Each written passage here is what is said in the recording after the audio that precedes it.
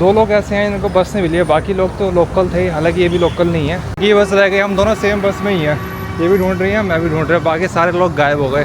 यार ईरान तो नहीं हो पाया, वीज़ा नहीं मिला। मैं उज़्बेकिस्तान में था और सोच रहा था अब कहाँ जाऊँ, और फिर अचानक मैंने सोचा क्यों ना रशिया एक बार फिर जाऊँ। लेकिन एक ही प्रॉब्लम थी, मैं जितना नॉर्थ की तरफ जा रहा था उतनी ठंडी बढ़ती जा रही थी। तो प्लान सिंपल था, पहले बस से ताशकंद से अलमाटी कजाकिस्तान और फिर रशिया। बस पकड़ी, सब ठीक चल रहा था, और फिर बस ने मुझे बीच रास्ते में छोड़ दिया। मिल ही नहीं रही बस। मैं अभी ताशकंद में ही हूँ और मैं यहाँ से जा रहा हूँ अलमाटी कजाकिस्तान। इस तरफ से हो रही है। मेरी जो बस आएगी वो आएगी 19 नंबर से। आधा घंटा का टाइम है, वैसे तो हाफ एन आवर पहले आने के लिए कहा था इन्होंने। बहुत ही ईजी है, कोई ऐसा कॉम्प्लेक्स रूल नहीं है। अपनी टिकट कटवाओ और यहाँ से 11 से 30 ये लिखा हुआ है। मुझे जाना है 19 नंबर पे। हालांकि मुझे बोला ये स्लीपर बस है, मैं बस से इसलिए जा रहा हूँ क्योंकि मेरे पास टाइम नहीं है। मेरा मन था कि मैं यहाँ से जाऊँ शिमकंद हिचाइक करके, उसके बाद मैं फिर निकलूँ अलमाटी के लिए वहाँ से हिचाइक करके। तो 650-700 किलोमीटर दूर होता वो। मैंने कहा नहीं यार, अब फंस सकता हूँ क्योंकि अभी मेरे जानकार ने 2 मिलियन की पेनल्टी भरी है। मैंने कहा इससे बढ़िया मैं चला जाऊँ, रेस्ट भी कर लूँगा थोड़ा। यही आएगा। Excuse me, ticket. मैंने अपना सामान रखवा दिया है, भूख लग रही थी ना तो कुछ मिला नहीं, समोसा और पॉपकॉर्न ये लेके आ गया मैं। सामान अभी पैक कर रहे हैं, वहाँ रख रहे हैं। मैंने कहा मैं लेके आ रहा हूँ तब तक। मैं आपको बता रहा हूँ कि अपना सामान कभी रखवाते हो नीचे इनके डिग्गे में, सब कुछ निकाल लिया करो, पावर बैंक वगैरह और कुछ ऐसा चार्जर वगैरह है, लैपटॉप है, कुछ भी चीज़ें निकाल दो। मेरा बैग के ऊपर अटैच ही रख रहा था, मैंने बंदे को बोला कि हटाओ इसको यार, हटाओ। फिर खड़ा करके रखवाया उसको। ये सिस्टम है यहाँ पे, तो ध्यान से इस चीज़ का। 14 घंटे का सफ़र है, कुछ खाने को मिला नहीं तो यही मिला मेरे को बस, तो मैंने ले लिया यार। हर जगह तो यहाँ बीफ अवेलेबल है।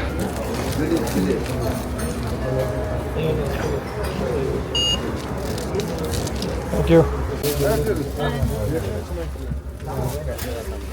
Excuse me.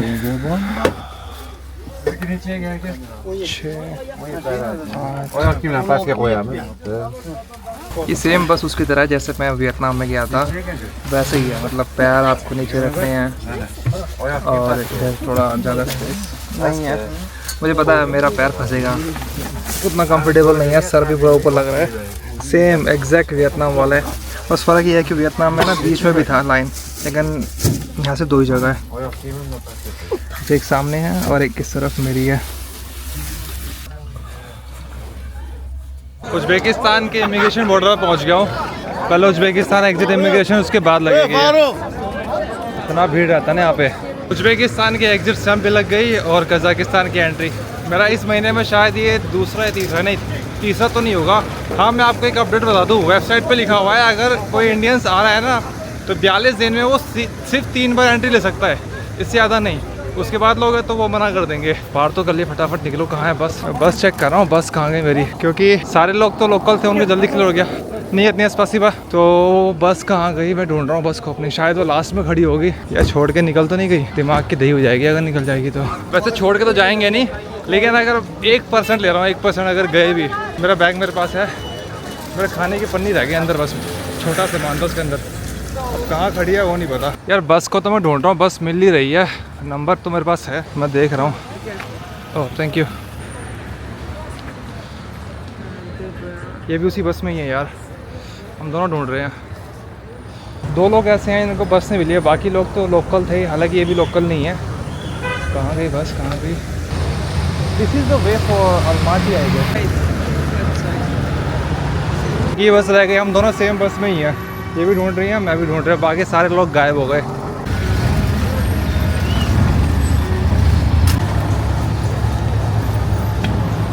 बस को वहाँ तक ढूंढा है जहाँ तक जाते हैं, रोड आगे तक कोई नहीं मिली बस। वो एक जगह है, एक पार्किंग की यहाँ बस लगाने की, तो शायद मैंने कहा वहाँ चेक कर लेते हैं कि शायद वहाँ मिल जाए। और मुझे लगता है कि वहीं खड़ी होगी, लेकिन कैसा है बताते नहीं है, नंबर देते नहीं है, कहाँ खड़े होंगे बताते भी नहीं।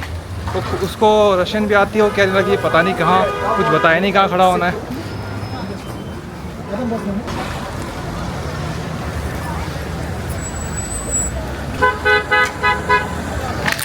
या most probably it can be inside. एक चाइनीज़ बंदा भी है बस में, उसको हमारे बस में ही था, उसको ही बस नहीं मिली। कोई ढूंढ रहा है कि बस कहाँ पर है।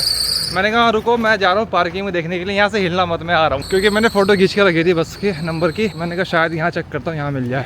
Yes, finally we got it. बड़ी मुश्किल से ढूंढने पे मिल गई भाई। बाथरूम करने के 200 टेंगे ले रहे हैं। ये रही बस हमारी। रात के बज रहे हैं 12:30। पता है बस की क्या पता दादागिरी कर रखी है इन्होंने रोका है एक कैफ़े पे।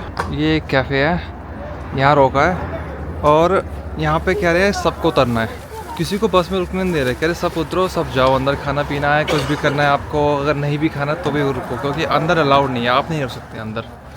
क्या सिस्टम मुझे नहीं पता।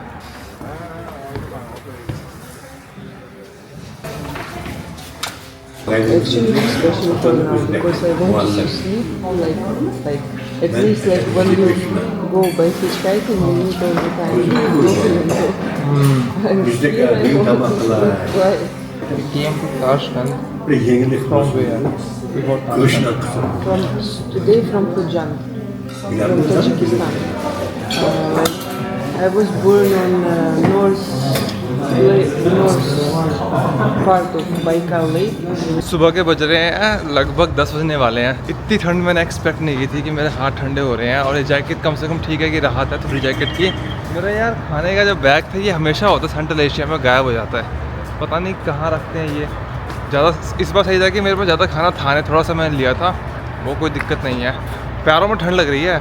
मैंने ये पैंट पहनी है और मुझे इसमें ठंड लग रही है। मैं अभी इस समय हूँ अलमाटी कज़ाकिस्तान में, क्योंकि मेरा यहाँ से रशिया जाने का प्लान है। बाय द वे मैंने एक तरीका ढूंढ लिया है कि रशिया वीज़ा कैसे ले बाहर। मैं आपको अगली वीडियो में बताऊँगा। हालांकि मैं ऐसी वीडियो बनाता नहीं कि वीज़ा कहाँ से मिले कहाँ से नहीं मिले, लेकिन मैं ये वीडियो ज़रूर बनाऊँगा, शॉर्ट वीडियो, बहुत ही छोटी डिटेल के साथ। क्योंकि जब मैं वीज़ा ढूंढ रहा था ना कैसे मिलेगा, कहीं अवेलेबल नहीं है। मैंने एक बंदे से पूछा जो यहाँ से गया हुआ था, लगभग 2 महीने पहले की बात है, जो अलमाटी से रशिया गया था। मैंने उसको डीएम किया भाई को, वो यूट्यूबर है। तो उस बंदे ने मुझे क्या कहा कि चैट जीपीटी कर लो। मतलब सीरियसली चैट जीपीटी और डीपसीक के बारे में लोगों को पता नहीं है क्या? मेरे को हैरानी हुई। मैंने ठीक है यार, मैंने कहा खुद मैं ढूंढ लूँगा।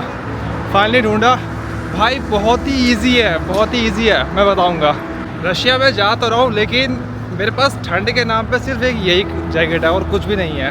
वहाँ क्या होगा मुझे आइडिया नहीं है। ठंड तो सच में ज़्यादा है, बहुत ज़्यादा है। मेरा पहले प्लान था कि मैं रशिया ना जाऊँ, लेकिन इतना ट्रैवल करने के बाद ना थोड़ा मैं सच बताऊँ तो फिज़िकली थोड़ा थक गया हूँ। मैं इमोशनली तो नहीं। मैंने अपने फ्रेंड से बात किया, उसने मुझे कहा कि तुम यहीं आ जाओ, मेरे यहाँ पे रेस्ट कर लेना। मतलब आपको जितना दिन रुकना है मैं होस्ट करने के लिए तैयार हूँ। तो मैं वही जा रहा हूँ। एक तरीके से रशिया में कुछ ज़्यादा एक्सप्लोर करूँगा नहीं, वहीं रुकूँगा, चिल रिलैक्स। देखो ट्रैवल करने का बेनिफिट क्या होता है। मैं एक जगह फरगना वैली पे रुका हुआ था, बेशारिक में। वीडियो कई सारी अवेलेबल है। वहाँ पे मेरे को एक और वॉलंटियर मिले थे, जो एक कपल थे, बंदा यूके से और जो लड़की थी फ्रांस से थी। वो अभी अलमाटी आए हुए हैं। बाई चांस हमारा कांटेक्ट हो गया। फ़ायदा तो होता है यार ट्रैवल करने का, कोई ना कोई कैसे न कैसे दोस्त बन ही जाते हैं। अब वहीं मिलने के लिए जा रहा हूँ उनसे। यही तो है ना ट्रैवलिंग की सबसे खूबसूरत चीज़। तुम कई लोगों से मिलते हो, कई स्टोरी शेयर करते हो और फिर रास्ते अलग हो जाते हैं, लेकिन कभी कभी आपको दोबारा मिलने का मौका मिल ही जाता है। अलमाटी में हैरी और कैप से मिलना अनएक्सपेक्टेड था।